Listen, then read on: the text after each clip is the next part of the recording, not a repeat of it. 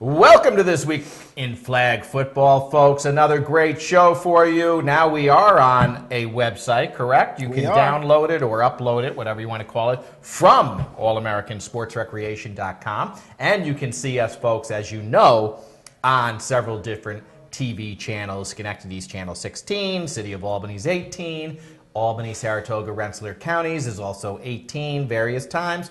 Put them up on the website. Colin, as always, I'm with you, which is a pleasure for me. Yesterday, I'm not sure what kind of day you had, but we had a day where 9 o'clock, it was just absolutely cool and calm and breezy and really nice to referee a game. By 10:30, it was like Africa hot, okay? We were really really suffering, and then the 1:30 game was an absolute downpour. I heard about that, but I would have much rather have had your day because I spent most of my day yesterday at the hospital with my sister. I'm sorry. I am too, but she's doing a lot better, so that's a good thing. She'll be probably coming home from the hospital tomorrow, but we also need to at least acknowledge, okay, don't know what that was. We need to acknowledge one of our players in the C Division actually had a heart attack during the game, I believe, or just after the game. So we want to give a special shout out to Leo Hebert. Wow. He's been in the league forever. Yeah. Took some time off, came back with a couple of different teams. He had a heart attack on the field yesterday during the game, and he made it to the hospital in time. He didn't realize it was a heart attack until he got to the hospital. They let him know he actually did indeed suffer a heart attack. And it just goes to show, you get those pains and most people would just dismiss it or push it off. He was smart enough to realize that time was of the essence. He was having problems breathing. And I believe it was Mike from Lights Out who drove him to the hospital. So shout out to Mike as well. Yeah. You never know. You probably saved his life that little bit of time. You never know what happens if he doesn't get there. So shout out to Leo and shout out to Mike for getting him there. Yeah, no, Colin, my surprised look, of course, was because I had no idea about this. I haven't been able to check any information yet on the site or my emails, and I'm shocked. But I am happy that you're giving us some good news because Leo is a longtime member of our league, and he's really one of the truly great guys. And again, thank you to anybody that helped him, especially Mike for grabbing him and getting him to the hospital in time. And those hot days, if you're dehydrated and you have other things going on in your system and you don't know what can happen from a health standpoint. So that's good news, though. Good news with your sister. I like to hear that kind of stuff, and there's enough bad news in the world. But let's give everybody some good news that's on the left side of the score column anyway. And the people on the right hopefully at least had a good time. A Division action, you know who it is. It's Colin Martin. Well, let's get right into our A Division scoreboard. We've got Philly Bar and Grill 35 over the Derricom F-Bombs, followed by Laney's 33-0 over the Bootleggers Crush.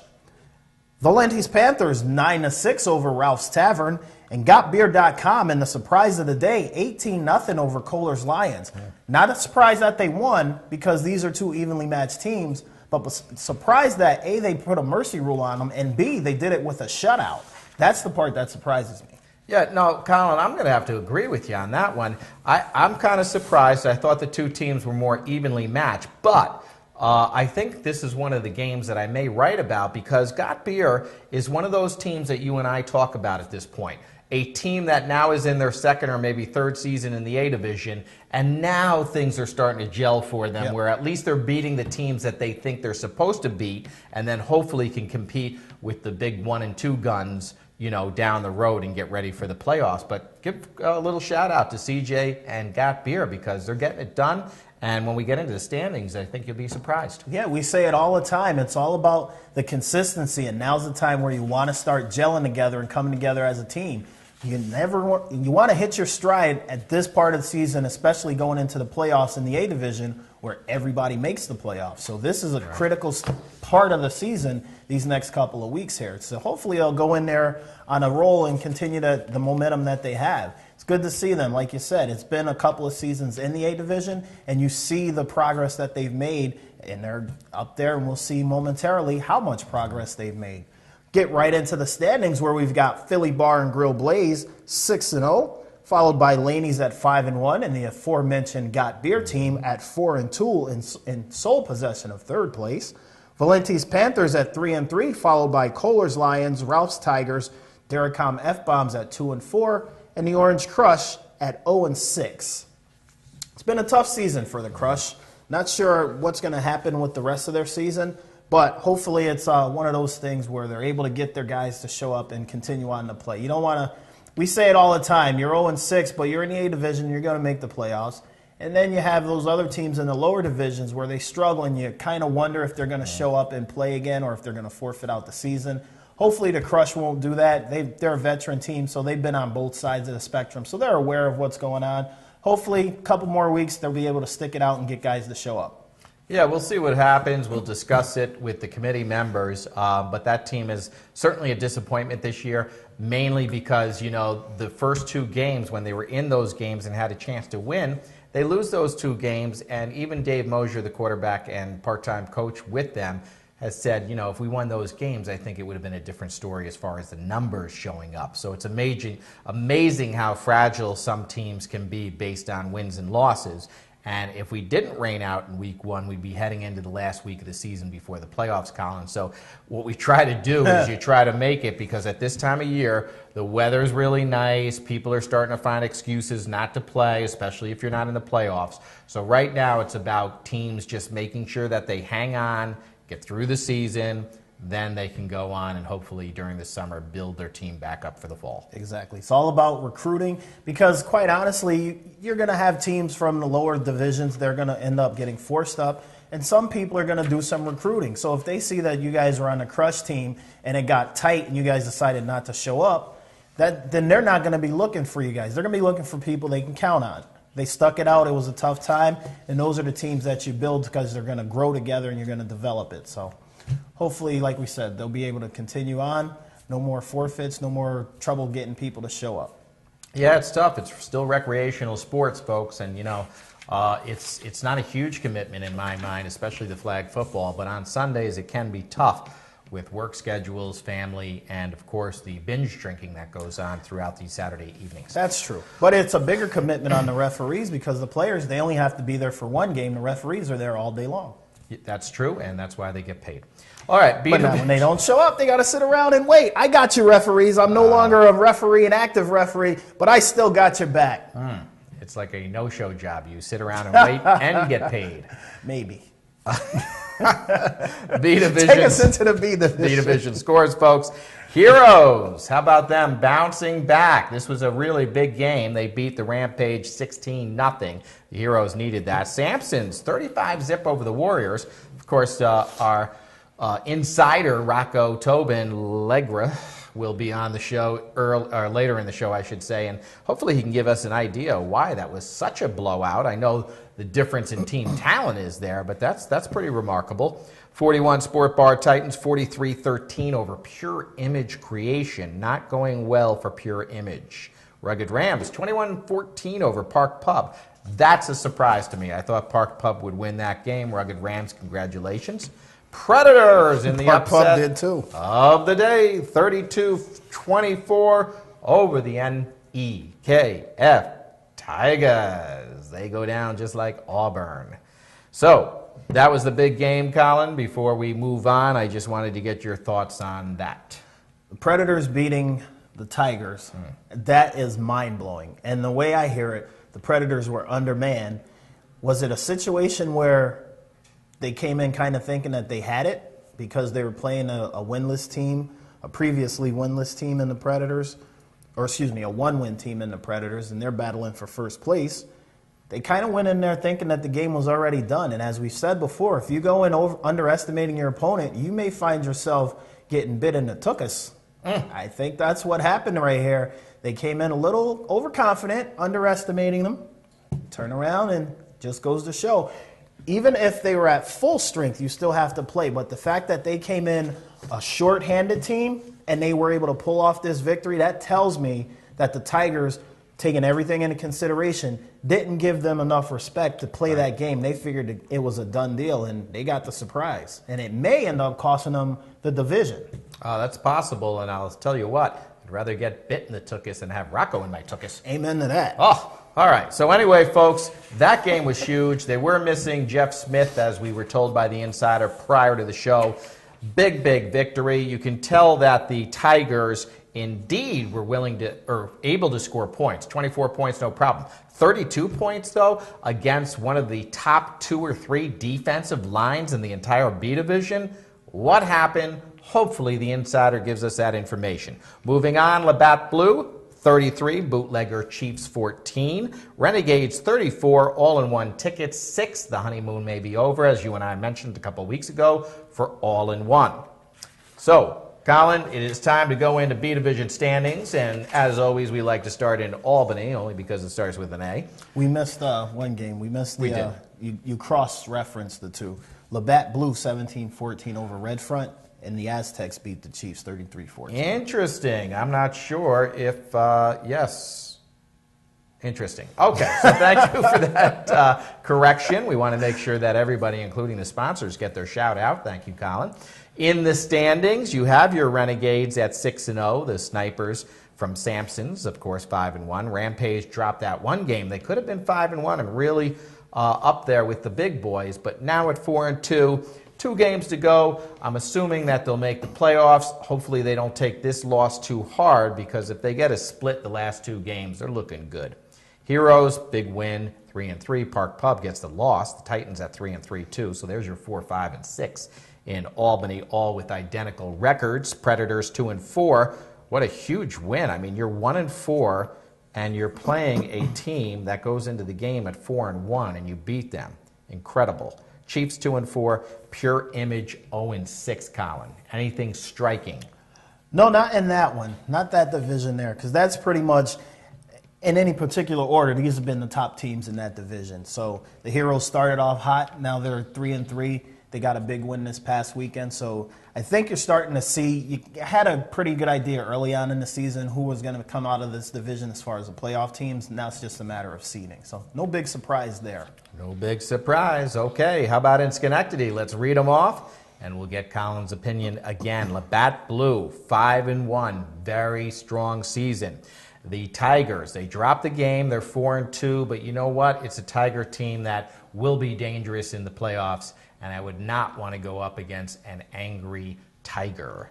The Aztecs, 4-2. Red Front, they dropped that game, as we talked about, and as a matter of fact, that was a game that I thought they would win and move into the top echelon, but losing 17-14 in that game is not a death march for them. They Especially are 3-3. when they lost to the first place team. That's what I'm saying, Colin. I mean, it's not a bad one, when you lose by 3 points to the top team. All-in-one, they're 3-3. Again, they're struggling. I believe they started either 2 or 3-0. I can't remember, but now they're on not a good rip, and at minus 52, it's not good. They're scoring 92, and they gave up 144, which is only second to the worst defense of the Warriors at 0-6. Then you had the Rugged Rams, 1-5, and that's the team that I think we talked about that got the big victory. Over Imagine Park that, your Pub. first victory, and it comes against Park Pub. Shocking, but this is the good parity. Yeah, but in both divisions, we had a situation where a team may have been overlooked. One with no wins, one with 1 win, and they pull off the upset over 2 teams that were in serious playoff contention, one of which was in contention for a division and a high seed come playoff time. Just goes to show, I know we just said it a few minutes ago, if you underestimate your opponent, you're going to find out that just because you didn't come ready to play doesn't mean they didn't come. Whether they had numbers or whether they didn't, the guys who show up to play, they're there to play and they're there to win a game. And it just goes to show, if you don't think you're going to be in for a game, more often than not, you're going to be in for a game. Take that lesson, Miami Heat, Game 7. Oh, okay. See how I that's cross-referenced that. Good. And then, of course, the last team in the standings was the Warriors at 0-6, and that's the team Sampsons beat. We'll get some inside information from Colin on that. But now it's time to send you to Colin's famous C Division scoreboard. Hold your breath, folks. Here we go. There you are. C Division score. So let's start right at the top. We've got Team Hoke, 27-zip over Top Form Pelicans. The Outlaws, 28-13 over the Vipers. The Avengers, 32-12 over Austin Hurricanes. Sampsons Fighting Irish, 20-13 over the Side Door Grill Bombers. Vinny's Barbershop, 30-19 over the Armadillos. Philly Bar and Grill, 21-zip over Bloodline. Giuseppe Warriors 34-zip over First Response. Got to catch my breath right here. Fuller's Tavern 44-12 over the Elbow Room Hawks. Maggie's Falcons 20-7 over Pro Fire KOB. Brownell Law Kryptonites 19-12 over the Golden Retrievers. SOS 26-6 over the Fierce Dirty Birds. Quick Response 21-6 over Downfall. Black and White Niners 21-12 over Bootleggers Bulldogs. Somebody answer that phone. LaBella's Pizza 14-7 over Joe's Tavern Lamarche Law. Once again, we want to give a shout out to Leo and wish him good luck in his recovery. Money Team Savages 26-6 over the Soft Tech Soldiers. And Rotterdam Raiders and Thrashers were postponed due to lightning at the field. How's that game going to work out for the last week? Well, we may even play that game this upcoming Sunday. There looks like there might be a slot in the schedule for them. But either way, it will be played this Sunday or the following Sunday. And when we get to the standings, Colin, you're going to see that it's going to be a pretty critical game for both teams. So it was the right call at the time. It was 3:45 at that point for a 3 o'clock start. And the game had not started, and the facility was closing at 5. And with the lightning and everything else, I'm sure you're one to know that lightning is a not good when you're playing or reffing. No. And if I were reffing, we would not be playing, that's right. for sure. But only one game got canceled. So. Yeah, so it worked out that it happened at the last game of the day in Schenectady. Game. So right. Everything else went through swimmingly, if you will. Thank you. Let's go right into our C Division standings, and we'll start over in Albany. We've got Sampsons Fighting Irish and Giuseppe Warriors both 6-0. The Avengers and Vinny's Barbershop both 5-1. Side Door Grill Bombers, Philly Bar and Grill, and the Armadillos all 4-2. Fuller's Tavern, Elbow Room Hawks both 3-3. Outlaws and Team Hope both 2-4. Top Form Pelicans, First Response, Austin Hurricanes, Bloodline, all 1-5. And then we've got the Vipers at 0-6. I'm sorry. I'm shocked about this Viper team. I don't know how they can be 0-6. They're in the bottom 8 of the Albany C. They were in a D Division Indoor Championship game. And they're looking at the points for and points against. I mean, at a -91, they've only scored 46 points. And that is the lowest in the entire Albany C. I would like to ask the insider, what the heck is going on with that team? They're not ready. It's just that simple. They're not ready. They were in the D Division, which is the lowest division. We haven't had a D Division in the regular outdoor seasons. And then they come in from the D Division and indoor to the C Division. You're in the D Division for a reason. You're in the C Division for a reason. You're in the B Division for a reason. You play to your talent. Right. They're just not ready. But like with anything else, it's going to take them some time to gel and grow up a little bit and get everything under control. But I think as long as they stay together and they develop and they get rid of the hotheads and the knuckleheads and the people who think it's okay to do certain things, then they'll be okay. It's all about developing and progressing. Absolutely. As of right now, they're not ready. Okay, there you have it. And the insider can confirm or deny when he comes on into the show. Well, he's seen many of their games based on the fact he's in that division and roaming the field, so looking for grass to eat. Anyway, that's the Albany division, and it's pretty exciting, but it is top-heavy. Yes, but he needs to look for a barber, too, because he is not looking good tonight. Well, we'll Just see warning him our shortly. audience. Yes. Over in Schenectady, we've got SOS at 7-0, followed by Dream Team at 5-1. Maggie's Falcons and Profire KOB, both 4-2. Rotterdam Raiders 3-3. Rotterdam Raiders 3-2. Bombers Thrashers 3-3. And they're making up that game because of the lightning this past weekend, as you mentioned. Brownell Law Kryptonites 1-5. Fierce Dirty Birds and Golden Retrievers both 0-6. Over in Troy, we've got the Black and White Niners at 5-1, followed by Money Team Savages, LaBella's Pizza, and Soft Tech Soldiers, all 4-2. Joe's Tavern, Lamarche Law, 3-3. Bootleggers Bulldogs and Quick Response, both 2-4, and Downfall at 0-6, bringing up the Troy division. Yes, and really the key thing there is, once again, as we talked about 2 weeks ago, Money Team Savages have now had a clean sweep over the big three. The Niners, LaBella's Pizza, Soft Tech, all go down to a 4-2 team. So it's amazing what would have happened if they got off to a quicker start. Yeah, they're legit. You can't deny that. And we'll see how it goes in the playoffs if they're able to keep this momentum.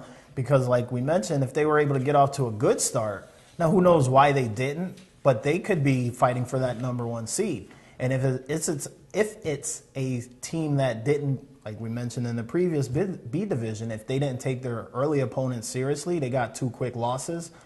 What's going to happen in the playoffs if they are able to steal a high seed and they get, let's say they're the 6th seed for some reason, and they end up playing a 10-11? Do you think they're going to look past them again earlier in the season? That may be what happened. Because they get up, obviously they get up to play the big dogs, but when you play those teams that are lower level, quote unquote, you look down your opponent and you get 2 quick ones. Well, I'm not sure if that was the case in their situation, because usually I think that happens later in the season. I think that either they didn't have the players that they expected at the beginning of the season, or they didn't gel quick enough. That's just my opinion. I don't know if it was looking down on opponents or not, but it's certainly one of the hot teams right now.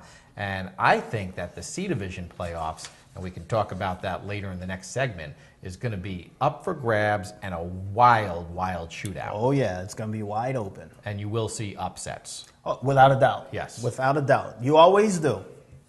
All Take right. us into our co-ed. Yes, the co-ed needs to get a little love. A couple weeks ago, we kind of dropped the ball on that, so to speak, even though there's no fumbles. But we have our scores, and as always, I will give you the score. Colin will give you the MVP. We have some outstanding female and male MVPs. Starting out, Dark Side. This is the team that's rolling once again, 46-13 over the McGearys. What do you call them? Hobags. Hobags. All right. MVP of that game, Amanda Malfer. Amanda, that's a mouthful, that name. All right. That's what she said. Oh, Lark Tavern Renegades, 12. Andy's Maniacs, 7. Break it out. Lark Tavern gets on the board. MVP of that game, Anthony Valenti. And if you're Andy's Maniacs, this is a game you can't lose. You can't afford to lose this game. This is a brand new team. You're still somehow miraculously fighting for playoff positioning, and you let this one go. I'm shocked, and I know Joe had to have been drinking that American honey till he passed out. I'll tell you, and you'll see when we do the standings, Colin. I mean, they would have went 3-3 at this point in the thick of things, and dropping to 2-4 was just crushing. Brutal. But as long as the beer's flowing, I guess they're okay. Yeah, he'll be Del Lane's crushing Kohlers 31-6. MVP of that game was Miss Amy Kowalski. Okay, good job, Amy. And then a familiar MVP will be told here. Silver Bullets 42, Dirty Savage Birds 18. MVP and former playoff MVP of that game, Stacey Cowell. And a little side note, yes. Did you know, stole that from the other television show, Stacey Cowell used to play with the Dirty Birds. A little extra motivation in that game. I'm just saying. Was she fired or offered a better contract? I think she may have been offered a better contract, and the Dirty Birds didn't want to honor or meet the demands, and worked out for her. She goes to the Bullets last year, gets Super Bowl. Yep, they still have Fat Soap, but he's not covering anything. All right, Brad Lewis Lawn Care. With all the rain and heat, they're very busy, and they were busy Saturday, 41-6 over the Bootleggers. Close game there. MVP of that game is Sarah Cohen. Sarah, congratulations. Riff Raff, 40, Buff-O-Matic Transmissions. It's a mouthful. Yeah, it is. Rocco. 13. Johanna. MVP of that game, Johanna Jojo Vargas. Congratulations to her. She's all over the place. And I want to give a shout out to her aunt who likes me. Oh. Thank you. Cute and fuzzy bunnies. They run down the Sampsons Misfits, ran them into the mud. They even had to pull their all-star quarterback, I heard. Uh-oh. Okay? Mr. Russman was yanked and put in another quarterback. We will get the insider on that one, but they lose 47-12. The first question I have for the insider, did Russman pout when you yanked him, or did he get happy? Happy?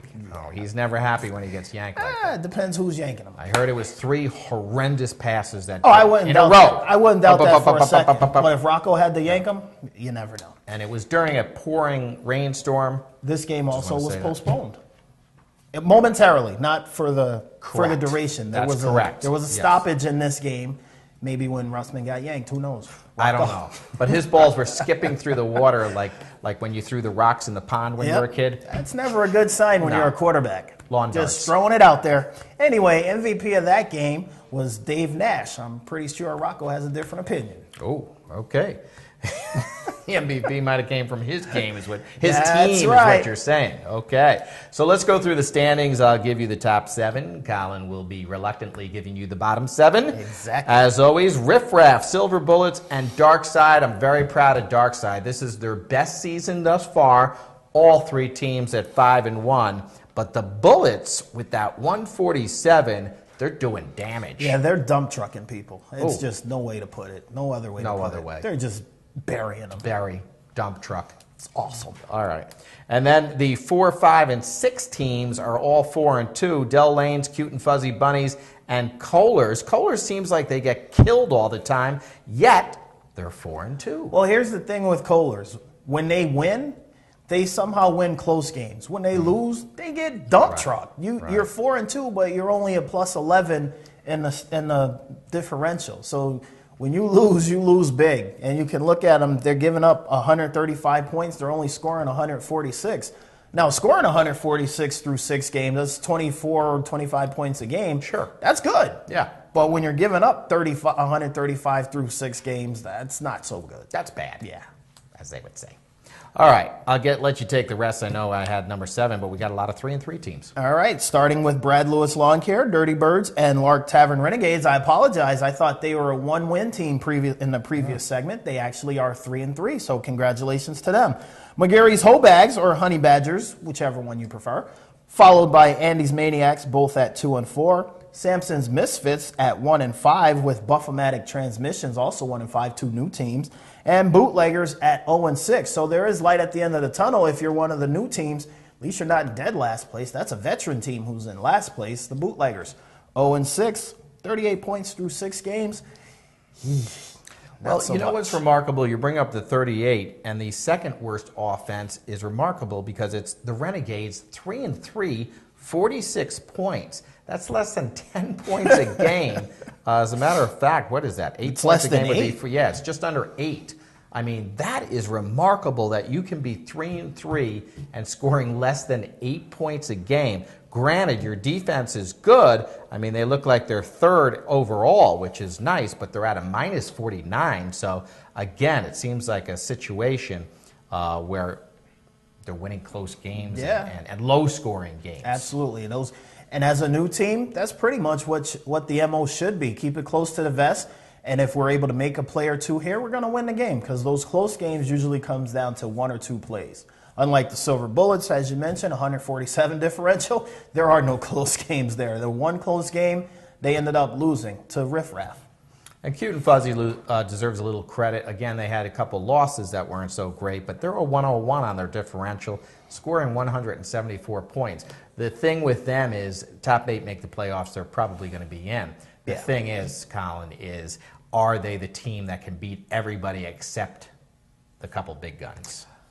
And quite honestly, I don't see Riff Raff as being unbeatable. I think I think Silver Bullets are the team that you want to avoid. You want to avoid that 2 line. Yeah. So if you in this situation, if the standings hold true the rest of the way, you want to be in that 1 bracket. You don't want to be on that 2 line. If you're on that 2 line, you're going to have your hands full. Well, I mean, that's by choice, I guess you could say that. But right now, I'm in 100% agreement. Silver Bullets, team to beat. You can look at their differential. They're scoring a massive amount of points at 240. So anyway, folks, that's your co-ed action. We're coming right back in a moment with the roundtable and the insider. And he's got a scoop or 2. We're back, everyone. This is the roundtable at our rectangle table. With Roy Hibbert. We're pleased to have Rocco here. He's just in from the Middle East, and we thank you. How is it working on Al Jazeera? It's very hot, and the plane ride was very long. All right, that's a television station. So that was. could you But it's answer the filmed question? in the Middle East, so I have to Oh, fly okay, you have over to- here for the show. Oh, we appreciate you coming back here, and we thank you, and we also thank you for leaving your backpack in your car. You're welcome. All right, so we've introduced Just the remember insider. who's the one that's picking on you. I have said nothing against you. All right, first This question before we get into our picks for the week. Why'd you yank Russman? Yes, go ahead. I'd like that one. The team was originally built around a 2-quarterback system, and given that Ben Cook was injured, we went with Mike Russman early on in the season. Things were not working out last week, but I will say, to Russman's credit, our defense played worse than our offense, and we felt like Ben Cook just gave us a better chance to make up some points. Did he? No. Apparently no. not. We were terrible no matter who was on the field. Was it the weather? No. Okay. It was our talent. Why did they score so many points in a torrential downpour? Well, they caught a lot of touchdowns. That's why they scored a lot of points. All right, shouldn't be scoring that many. You in wouldn't a think downfall. so. Yeah, you wouldn't think so. No, not bringing up the team downfall, but all They right. don't And the score other much. question I wanted to know is it just a talent difference? Why was the Sampsons B game such a crush? The Warriors had 9 guys. Okay. And none of their own line has really showed up since week 1. Their skilled players are very talented, but if you have no beef, you can't win a B game. You don't have that problem. And what's going on with the Vipers this year in the C? I think a lot of it is infighting, like Colin alluded to. Guys just might be immature or throwing fits. And they have most of their key players back from indoor, but they can't seem to put it together. And from what I understand, they're looking to rebuild and kind of clean house after this season. Okay. Did they? Is it true they lost a player to Arena 1? They lost him to getting ejected from a game, not to Arena 1. Okay. Close, we, though. We have inside information saying that a player believes that he should be able to yell at other players, swear at referees, and do whatever they want because it's football. Yeah. Is that true? Word on the street is he's done with the league, and Okay. the Outlaws are lucky because he's a beast. He's a beast. Okay. All right. Well, that's good. Find him at O-Bar. All right. Anyway, folks, we have games that we've chosen, or I should say Rocco has chosen them. Hopefully they're good games to pick. This is a tough game in the A division. Granted, the teams are both 2-4, but everybody makes the playoffs. So we have Ralph's Tavern at 2-4 again versus Kohler's Lions coming off the loss to Got Beer, which was not a good loss, and they are 2-4. And because you picked the game, let's start with you, Rocco. I'm going to go with Kohler's in the rebound. I just think that both of their lines are very strong. I'm actually disappointed with how they performed so far. I thought they would have been better. I thought they would have been one of the more A-division ready B teams. So I'm going to say they're going to wake up. Zach Palmer has plenty of A experience, and they're going to get the win over Ralphs. Okay, there you have it. Colin Martin. I'm just going to go with Kohler's just for the bounce back. I don't think they're going to, the way they played last week, I don't know if it was weather conditions or they didn't get enough people to show up, but you wouldn't expect them to get beat 18-0 against a team that they've played in the past. They're very familiar with each other. So that to me tells me that mentally they weren't all together there. There's not that many adjustments that Got Beer could have made that Kohler's couldn't have made because these teams are so similar. I don't see how that turned into an 18-0 game. There's not that many adjustments they could have made that could qualify for that. I think Kohler's just gets a bounce back game. They're going to be ready to play this week. They're playing for seedings because, like we said in the co-ed, you want to avoid that silver bullet line. You want to avoid that Philly bar line right now as well. So you're playing right now for seedings. You don't want to get into that situation where you're going to draw them in the first or second round. So I think Kohler's is going to get it for the bounce backs purposes. Yeah, at this point with these two teams, I don't think they're worried about seedings or playoff positioning. I think it's a matter of just getting a victory.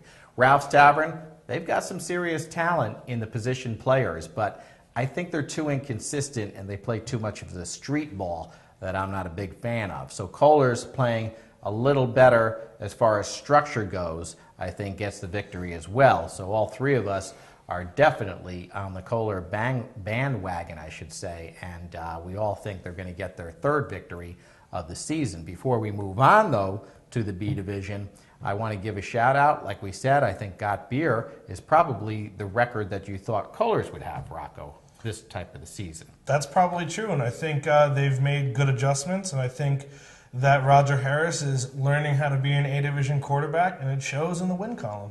Absolutely. And then the Panthers. That's what, I'm sorry to cut you off. That's what surprises me most about anything in the A division. Okay. And the Panthers, I like them at 3-3. I think this is a gritty, gutsy bunch of kids that now they're in the A division, first season ever, 3-3, and they grind. And I like these grinding kind of kids. They know the talent that they have, and I think they're actually overachieving. Comments? Who's their quarterback?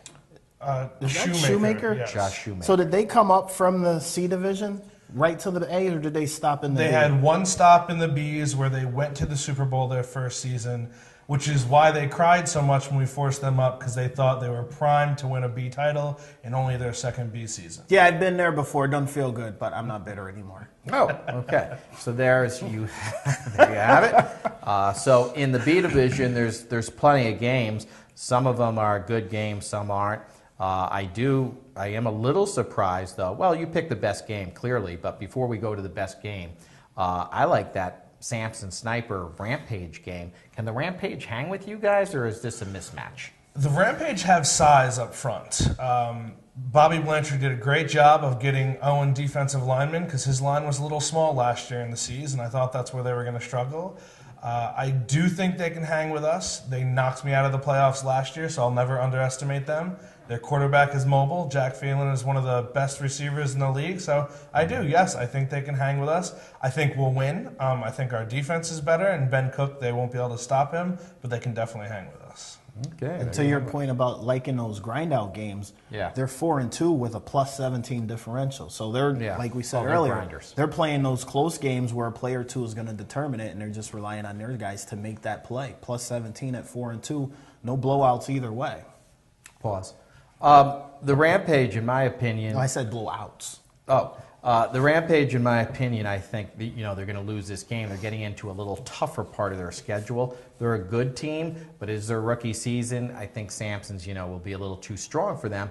It puts them at 4-3, but it depends on their last game where they stand. If they can pull off a Week 8 victory, I think 5-3 will be a very successful season and will get them into the playoffs. But the actual game that was chosen is the Tigers coming off that loss at 4-2 now, playing the Aztecs also at 4-2. Legra. I'm going to go with Tigers, like Colin said, with Kohlers and the bounce back. Both teams have a ton of talent. Ace Barnhill has done a lot of damage for the Aztecs as well as their running back, but I think that Tom Chichester is going to rally the troops. He's angry because I think pretty much the division is now out of reach given the schedule of the other teams, but he's going to fight for that third seed, and I think they'll take it to the Aztecs. Interesting. Colin. Well, these teams are so similar to each other. You look at them, 146 for the Tigers, 133 for the Aztecs points scored, 94 for the Tigers, 84 for the Aztecs points allowed, 52 for the Tigers, plus 49 for the Aztecs.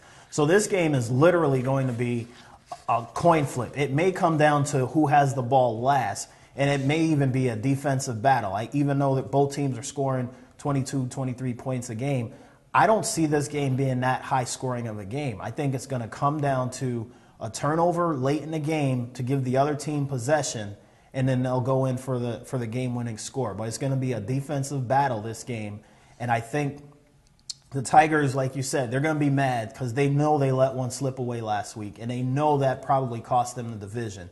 The Aztecs, they're a veteran team, and they got some key playmakers, but I think the Tigers, they're going to be able to play this game and slow it down to a pace that they're comfortable with. They're not going to let Ace Barnhill get loose and get all of those big highlight plays. I think the Tigers are going to get it low scoring, close game. All right. The Tigers will win this game just for one reason. All the facts that Colin brought up about the points for and against and the differentials are so close, and the record obviously is identical. However, the Tigers have the ability to bounce back after tough losses. I have noticed that in the regular season. Very tough to bounce back after a loss in the playoffs. However, but in the regular season, you do have that opportunity, and I can't see a team that we are all expecting to be in the Super Bowl, and I think I'm speaking for you guys, at least be in the Super Bowl. to lose and go to 4-3 with 1 game remaining. So that's my reason for picking the Tigers. Agree totally with Colin. Low scoring, tight game. So there you have it, folks, for the B division. We'll go into our C division, and this game is the biggie. I love this game, and I wish I was actually able to work it because I love the big games. But anyway, we're talking about a C division Albany battle between Sampsons Fighting Irish at 6-0, Giuseppe Warriors also at 6-0. Let's hold off on Rocco because it's his team and let Colin and I choose first because you'll have some different insight. Well, I'm just going to make mine short and sweet. I picked Sampsons at the beginning of the season to win this division. They don't win this game, they can't win the division. Sampsons are going to win. But I do have a question because it's going to come down to the defense. 56 points allowed for Sampsons, 31 for Giuseppe Warriors. 5 points a game versus 11. Versus 9, excuse me. Word. If they're able to get that pace, I don't think you guys can win a low-scoring game. Oof. I don't think you guys can win a defensive battle. Oof. If they're giving up 14 points, if you guys only score 14 points, I think the Warriors are going to beat you. You guys need to be high 20s to win this game. I think you can do it. I'm picking you to do it. Mm-hmm. And if you come back in here next week and you guys win a 14, 13, 17, 14 game, I will be impressed with your defensive effort and, more importantly, that your offense was able to make the plays. I don't see it happening. I don't think you can win those kind of games because you don't have those kind of games too often. But I'm going to give you a shot, and I'm going to pick Sampsons to win this game. All right. Well, I don't think you're going out on a major limb. However, your rationale was excellent and insider information. My take on this game is I don't know if the Warriors are ready for this type of game yet. I know they were in the C division and indoor, and there's been some changes, and I did officiate their game this past Sunday. However, it was against a weaker opponent. It wasn't exactly the best field conditions, so it was very hard to tell how talented this team can be. But that 31 points giving up is quite remarkable from a defensive standpoint. And we also know that it's not just a product of their schedule because the top 8 have the most difficult schedule. Am I right about that? That's correct. And actually, the Warriors have had a much tougher schedule than Sampson so far. Okay. So I give the Warriors a ton of credit.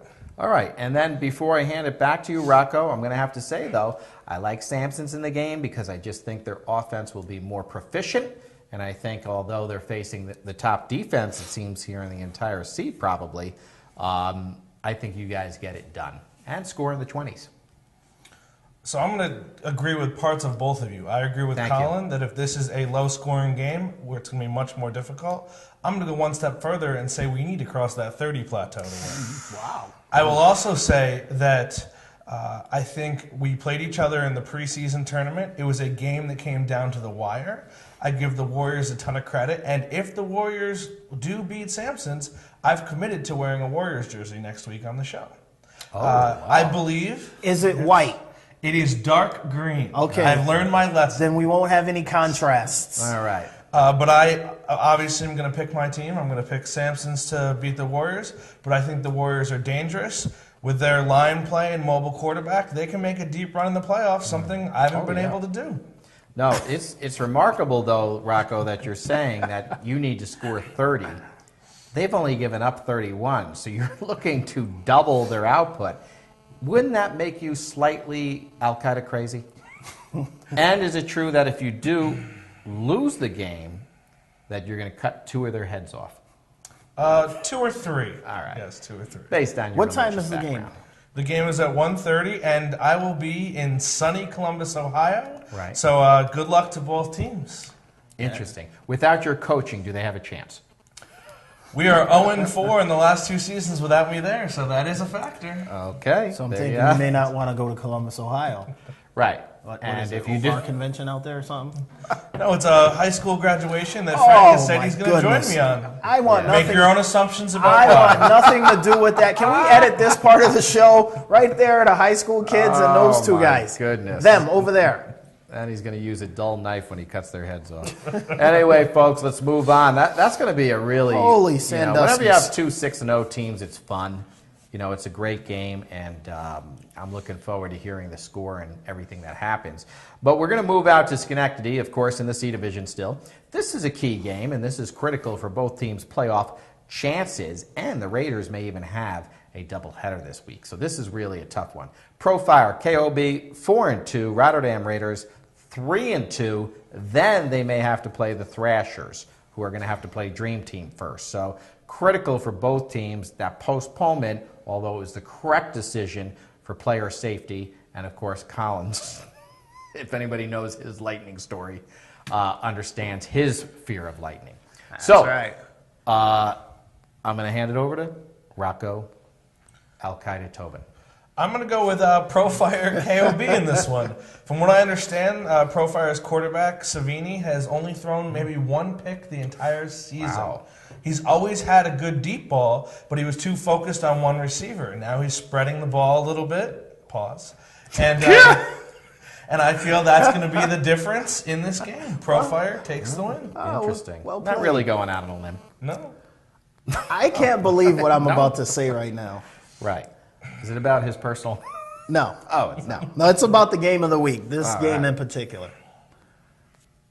I think Glenn Posca's team, they're not unified. They're not organized, and they're not together. Right. And I never thought I would say that about Glenn's team. Say what you will, mock them as you will. We have done both. But the one thing we've always admired was the fact that he was very organized and very structured with how he put his team together and who he had on his team and how he ran his ship with the P. Ooh. But this Say year, it. there's none of that. There's no organization. There's no structure. There's no discipline. And he's having a fit. He's got people bugging out on the sidelines, tearing off shirts, cursing him out. There's just too much. It's gangsta. No, it's not even gangster. Oh, I'm sorry. It's just too much mean to bring that lack up of in front of you. institutional control. So for that reason, I'm going to go with the Profire KOB team to get this game. All right. KOB is going to act like the KGB from Russia and absolutely dehumanize the Rotterdam Raiders like the KGB often did. All right. So Rotterdam, I wouldn't even show up for this one. I'm afraid at 3-2, you are all smoke and mirrors. I think the team is out of control. I think Glenn goes to Florida too much. He needs to spend more time here locally, And he needs to taking bring care us of those Network orange. 54. And I'm going to blame the committee on the Raiders season because A.J. Roden has yet to play. Oh! Yes. Now, if A.J. Roden played, there would be a change, okay? The team would have more money. They would be a little more balanced as far as white and black. And they'd be winless because he's an eligible player. Well, we're saying if he was eligible, okay? We can't help it that he smacked a guy across the face and broke a tooth. Listen, right. I heard what happened. I'm not mad. Even in my new peaceful philosophy, I'd have smacked the hell out of him too. I'm Of not course. mad at you. He was yelling "no-fly zone" as he smacked him. Yeah. Oh, my Take goodness. that. Take that with you. Oh! All right. Well, it was racial, as we heard. Unfortunately, nobody heard it, but except him. But again, that's a serious situation. I don't think anybody blames AJ. He has hit women in the past as well, so he has a consistent... No, that is a lie, okay? I will not put him out there. Maybe. Pause. I don't know if he actually did that or not. No homo. Pause. But that's his business, and we're not bringing it up on the air. What so in stop the name it, of Rocco. Roy Hibbert are you guys talking I don't know. I don't know. But I got to move over to C Division Freer Park. I am going to be refereeing these games, and there's some tough games over here, but Rocco picked out a great one here. We're looking at the soft text soldiers. Pause. Are they going to be soft or hard this week when they play? Or will the Black and soldiers white salute? Niners 5-1. Soft text 4-2. Rocco Tobin. I'm going to take a page out of Collins' book. The numbers tell it all. Differential for soft tech, -8 at a record of 4-2. Yeah. Black and white Niners at 89. However, some insider information, it looks like the Niners will be losing a guy to suspension, Yes. as well as, I believe, the Bulldogs. So that might be a little bit of drama, but I think talent wins. The Niners are going to smack the soft tech soldiers. I have a question here, Yes. Rocco. We do believe that there could be a suspension coming out. Is that particular player a key player for the Niners? He's in the middle of the pack talent-wise, so I'd say no. Do you find him good looking? I plead the fifth. That's a yes. Would you take a bubble bath with him? I would not take a All bath. right, all right. So no bubbles, but a bath is fine. All right, so Colin, if you would, please. I think the Niners are going to get this game. They're just -8 at 4-2. That tells me they're smoke and mirrors. It's a smoke and mirrors team. They're getting beat badly when they lose, and they're playing close games when they win. So I just think that the Niners are gonna beat them, and they're gonna out-talent them. I don't see it even being close, to be honest with you. Well, I mean, Soft Tech, it's an interesting team. They have some quality wins as well, though. They're not just a product of their schedule. Racco, do you remember some of the quality wins from Soft Techs? I believe they actually beat maybe Labellas. It was either Labellas or Money Team. I'm not sure, but you're right. They did beat one It of the wasn't Money teams team. above They them. beat the top three. Yeah, well, the other three. right. So I think the Soldiers actually beat the Pizza team because they have some quality wins, and I think that they're actually going to be there and hanging with them. But I think the suspended player, if it happens, we'll say alleged suspended player, that could hurt the psyche of the Niners. So I think the Niners win the game, but it's probably going to be a lot closer than people think. Now, yes, go ahead, please. They also need to win this game to keep the rest of these guys off their tail. If they've already Yes. lost to the Savages, if they lose this game and the Savages somehow win, the Savages take over first place. So they're still in the division hunt. I mean, just because those guys may not be, educated, you don't have to call them savages. Well, that's what the white women say after they finish with them. Pause. No All pause. right, No pause needed. No pause needed. Now, we're going to have somebody from the studio give us a time check, but in the meantime, though, we have covered our games. However, there's some things going on in the last 2 weeks here that are going to be critical for some teams' season and some teams that maybe are going to be out of it. So I'm told we have 10 minutes, which is remarkable. We've got plenty of time. So before I forget again, let me Yes. give a shout out to my father. Happy birthday, Pops. Okay. Do you want to give a shout out to the Muslim community? No, you don't. You can't do that. All right. It's against our religion. All right. So if you don't want to do that, but listen, I want to go through some of these teams and get you guys' opinions here. All right. We're talking about teams that are on the fence. Okay. Now, we talked about the Tigers from the B division. Was that loss that they have the type of loss, and I'm going to start with Colin first because he really has a handle on this team. Is it the kind of loss that says to you, yes, they can bounce back in the regular season, but it's going to be the same old story in the playoffs?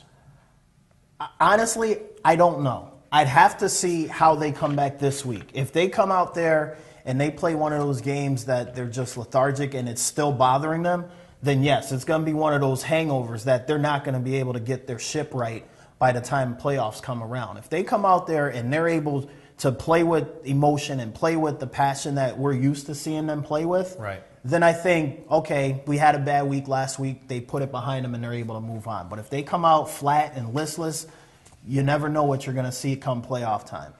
Okay. Rocco, your opinion on that, please? I think the best thing about the Tigers is that they're predictable. They have the same talent, most of the same guys, you know what they run. That's also one of their biggest downfalls. When you get in the playoffs and you start playing teams who you've played 3, 4, 5, 6 times over the past few years, teams learn how to stop you. I think the Tigers will make the Final Four, but I do not think they will represent the B division in the Super Bowl. Breaking news right there. There's not, that's their story, and it's kind of interesting that could play out again. If they didn't lose this game, it's sad to say, I think maybe we would have had a different opinion. But that is a critical loss to a team that is 2-4 and may not even make the playoffs in the Predators. Now, my next question for you guys would be 3 teams in the Albany standings that are all 3-3. Heroes, Park Pub, and Titans. Of the 3 teams, Colin, which has the better chance of making it deeper into the playoffs? I'm still going to go with the Heroes. Park Pub, this loss this past weekend, it was brutal. The Heroes, they started out really well early in the season. They went through a lull in the middle part of the season, and now they may have gotten their ship righted with this big win this past weekend to give them a 3-3 mark. Again, they want to go into the playoffs or toward the playoffs with momentum Right now they're 4th seed. I think if they hold on to that, they'll make the playoffs. It'll be a lower seed in the playoffs, but I think they'll be able to get in there. And if they're able to turn that offense around and start putting up points like they usually do, like they're accustomed to, then you got to watch out for them. They're going to be problems. All right, and we also have to point out to the viewers that it's not combined yet, but the Albany and Schenectady B division will be combined standing-wise, giving us a top 8. So I'm going to present a similar question to Rocco, but from the other division. Red Front, all-in-one tickets, both 3 and 3. Which team goes further? Well, just a quick note on what you said about combined divisions. As of right now, Heroes and Red Front would be the 2, 3, and 3 teams that make the playoffs, given the tiebreakers. Okay. Out of Red Front and all-in-one tickets, even though Red Front lost this week, they lost to a very talented Hurricanes team that's playing for the division. I think these are 2 teams going in opposite directions. I think Red Front has gone 3-1 since they picked up Billy Chanot. They have a great defense, and I think they will actually be an upset surprise in the playoffs. Whereas all-in-one tickets, very respectable, 3 and 3, your first season in the Bees. They need to get more depth. They don't have a lot of guys show up, and as the games get hotter, and pause, I think that they need some more depth to hang with the big boys. Pause. The big boys and hotter. Okay, yeah, so in the same sentence. But it is interesting to point out what Rocco said as far as 3 and 3 teams that are in and out. I think I'd like to give a little more credit to 41 Sports Bar Titans. They're 3 and 3, yes, but that 26 on the plus side and scoring 117 as far as offense goes and their organizational skills, I think that they can creep up on somebody and maybe beat a team above them if they have one of those good, solid playoff games where there's no major mistakes. So let's keep an eye on that team as well. And even still, they're in 6th place right now, 4, 5, and 6. All of those are only 1 game behind Rampage. If Rampage slips up somehow, they can potentially move up. And if the Tigers or the Aztecs, one of them are definitely going to be 4 and 3 this weekend because they play each other. So again, once the standings are combined, you never know how it's going to shake out. I agree 100%. And we're also going to just give you another question here for guys. You know, we have 5 minutes remaining here. I'm wondering, based on this past week's game here, the Fuller's Tavern team, okay, they are now a little bit back in, I don't see them even on here unless they change their name. They're the 8th seed. Okay. Where are they in the standings? They're not. They'll be right here. Okay. So thanks, Glenn. They're the 8th seed right now. They did have a big win this past Sunday, and that was against the Elbow Room Hawks. I can't even tell you how important it was because at 2 and 3 and the Hawks at 3 and 2, it was huge as far as the standings go because that would have dropped them to 2 and 4 and right out of that top 8.